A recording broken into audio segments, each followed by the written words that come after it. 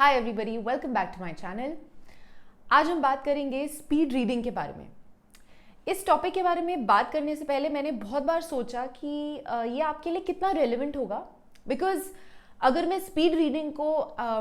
In reality summarise करूँ तो मेरे लिए सिर्फ एक वर्ड पे ख़त्म हो जाता है, and that is experience. You know, for example, अगर आप किचन में नया नया खाना बनाना सीख रहे हो और मैं आपको कह दूँ कि आपको आज बटर चिकन बनाना है, तो आप भी थोड़े से कंफ्यूज हो जाओगे, क्योंकि आपको अभी किचन में कहाँ क्या रखा है, किस प्रोपोर्शन में मसाले डलते हैं, किसका क्या टेस्ट है, उन सब से फेमिलियरिटी गेन करने में थोड़ा सा एक्सपीरियंस लगेगा, थोड़ा टाइम लगेगा। और वो एक बार में नहीं आएगा, वो धीरे धीरे उस चीज़ को रिपीट करके, प्रोसेस को बना बना के आप तभी सीख पाएंगे। Same cheese I believe reading के साथ भी अप्लाई होती है, लेकिन फिर भी कुछ टिप्स हैं और ट्रिक्स हैं जो अगर आप सीख सकते हैं, और पर्टिकुलरली अगर आप थोड़े से ज़्यादा ही स्लो रीडर हैं तो शायद आपके लिए ये टिप्स काम की होंगी। शायद अगर आप इन्हें इम्प्लीमेंट करेंगे तो आपकी रीडिंग स्पीड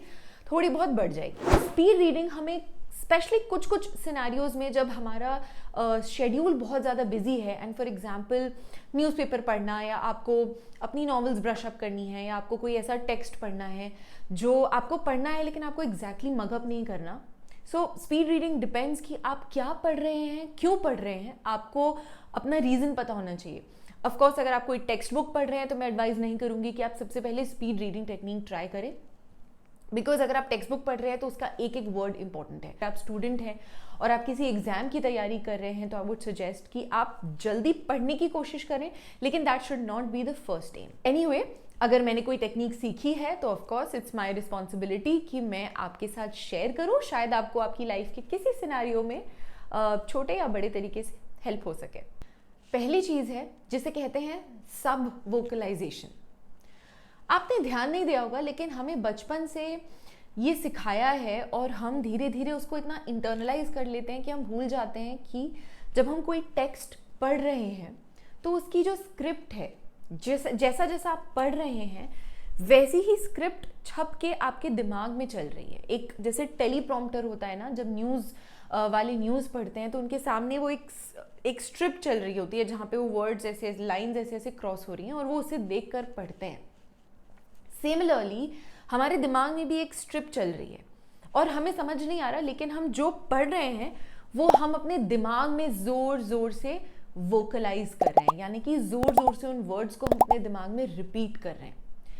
ये टेक्निक होती थी जिससे हमें बेसिकली पढ़ना लिखना सिखाया जाता था,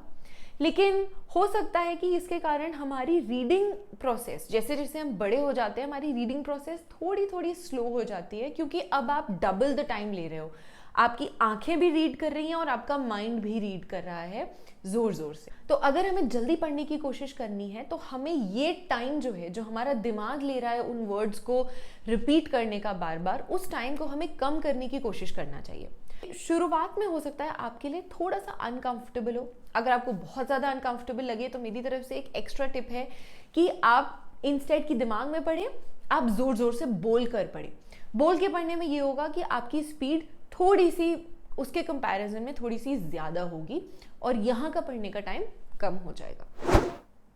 दूसरी बात, जब हम कोई चीज़ पढ़ते हैं तो,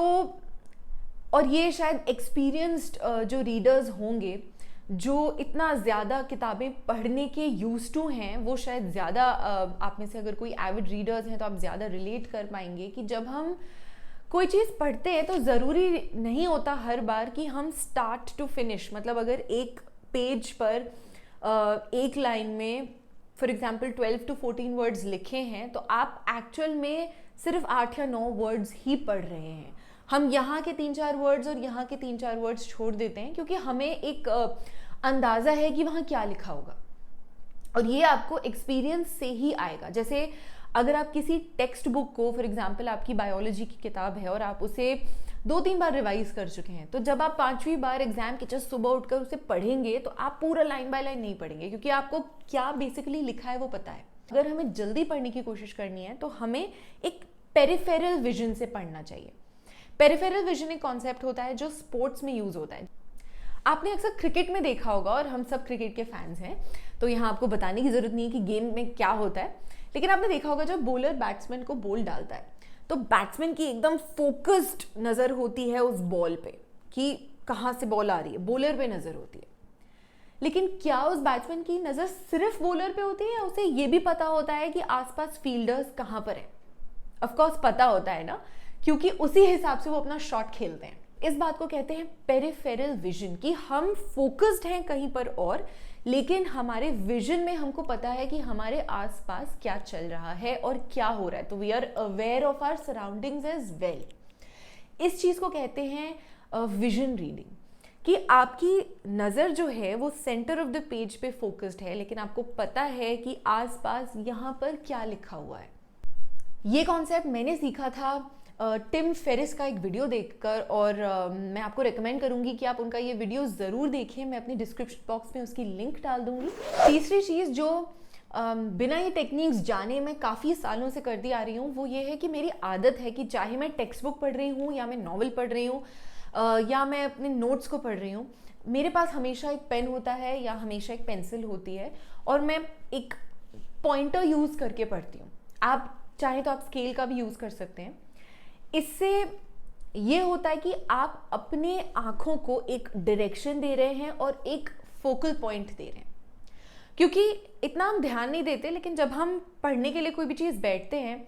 तो सामने मुझे मेरा लैपटॉप भी दिखता है, मेरा पानी का भरा हुआ ग्लास भी दिखता है, मेरा माउस पैड दिखता है, मेरी आँखों को बहुत सारी चीज़ें दिखती हैं। तो अगर आप बहुत फोकस्ड रीडर नहीं है, अगर आप इस दिमाग बनाकर नहीं बैठे हैं कि कोई चीज़ आपको पढ़नी है या समझनी है, तो हो सकता है कि आपकी आइज़ बहुत ज़्यादा डिस्ट्रैक्टेड हो, और जब आपकी आंखें इधर उधर घूमेंगी तो ऑब्वियसली आपका दिमाग भी उन चीज़ों पर फोकस हो जाएगा। तो हमें अपने दिमाग को अपनी आंखों के थ्रू एक डायरेक्शन देना है कि हाँ, आपको सिर्फ यहाँ पर फोकस करना है। जो टेक्स्ट आपको दिखाया जा रहा है, जो मैं पॉइंट कर रही हूँ, आपको सिर्फ वहीं पे फोकस करना है। ऑफकोर्स ये मैं अपने दिमाग से कह रही हूँ। चौथी चीज़ जो मैं हमेशा अपने वीडियोस में कहती हूँ कि जिस चीज़ को आप ट्रैक नहीं कर सकते उस चीज़ को आप सुधार नहीं सकते। तो आपको एक आइडिया होना चाहिए कि आपकी एवरेज रीडिंग स्पीड कितनी है। फॉर एग्जांपल, जब आप अगर इस मेथड को अप्लाई कर रहे हैं पहली बार, तो आप एक बार एक टाइमर ले लें या जस्ट अपने घड़ी पर रिकॉर्ड कर लें और आप एक पैराग्राफ पढ़ के देखें। एक जनरल पैराग्राफ एक लाइन में 12 से 14 वर्ड्स होते हैं, और अगर वो 5 या 6 सेंटेंसेस का एक पैराग्राफ है तो आपको एक आइडिया मिल जाएगा कि उसमें कितने वर्ड्स लिखे हुए हैं पर लाइन। तो जब आप अपनी नॉर्मल स्पीड में पढ़ते हैं तो आप कितनी देर में उस पैराग्राफ को पढ़ पाते हैं, आपको अपनी एवरेज स्पीड पता लग जाएगी। और धीरे धीरे 1 सेकेंड, 2 सेकेंड, फिर 3 सेकेंड, 5 सेकेंड, 10 सेकेंड अपनी रीडिंग स्पीड को बढ़ाते जाइए। ये मेथड मैं हमेशा अप्लाई नहीं करती हूँ। ज़रूरी नहीं है कि अगर मैं आराम से बैठी हुई हूँ, मेरे पास बहुत टाइम है, मेरे दिमाग में किसी डॉक्यूमेंट को या किसी किताब को पढ़ने का कोई स्ट्रेस नहीं है, मेरी कोई डेडलाइन नहीं है, एग्ज़ाम नहीं है, तो मैं आराम से बैठ कर पढ़ूँगी। अगर मुझे पता है कि हाँ, मैं अपने कंटेंट की रिसर्च करने के लिए ये किताब पढ़ रही हूँ और मुझे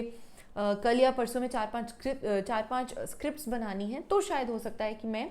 जल्दी में पढूं और इन टेक्निक्स को अप्लाई करके थोड़ा सा स्पीड रीडिंग करने की कोशिश करूं। तो आप अपने आप से अपनी सर्कमस्टेंस को जज कर लीजिए कि आपको स्पीड रीडिंग क्यों करनी है, आप क्यों उस चीज़ को जल्दी पढ़ रहे हैं। एंड ऑफ कोर्स एक चीज़ का आपको हमेशा ख्याल रखना है, क्वालिटी ओवर क्वांटिटी। शुरुआत में हो सकता है आपको लगे कि आप कुछ ग्रास्प नहीं कर रहे, लेकिन अगेन गोइंग बैक टू जो मैंने शुरुआत में कहा था कि जैसे जैसे आप एक्सपीरियंस गेन करेंगे, जैसे जैसे आप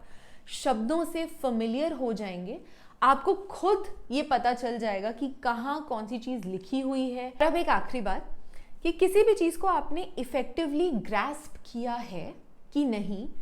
ये समझने का सबसे अच्छा तरीका होता है कि आप किसी को भी पढ़ाएं। जैसे मुझे कॉलेज के टाइम पे याद है कि कुछ बच्चे होते थे जो एग्ज़ाम की प्रेपरेशन के दौरान बिल्कुल नज़र नहीं आते थे, और जब एग्ज़ाम की सुबह होती थी, जब हम सब नर्वस होते हैं, तब वो आते थे और वो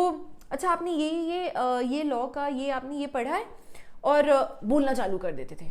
बिना ये सोचे कि आप शायद नर्वस हो जाओ और जो आपने पढ़ा है वो आप भूल जाओ। वो करने का उनका मतलब ये होता है कि अगर हम किसी के सामने वो चीज़ रिवाइज करेंगे या उस चीज़ को रिपीट करने की कोशिश करेंगे, रिकॉल करेंगे, तो हमारे दिमाग में और अच्छे से वो चीज़ बैठ जाएगी।